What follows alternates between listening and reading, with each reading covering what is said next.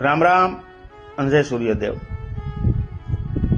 હવે આ કમોસમી વરસાદના હિસાબે ખેડૂતોને તો બહુ મોટી નુકસાની છે અને આપણને સરકાર વળતર પણ કંઈક આપશે, પણ રહી વાત જે મજૂર છે અને જે ભાગ્યા રાખેલા છે એ ભાગ્યાઓની, તો એક ખેડૂત તરીકે આપણે સૌની ફરજ આવે કે એને પણ કંઈક લાભ મળવો જોઈએ, પણ તેને લાભ મળવાનો નથી।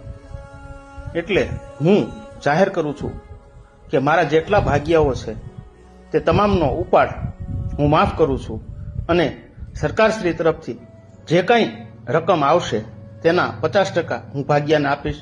અસ્તુ, જય સૂર્યદેવ।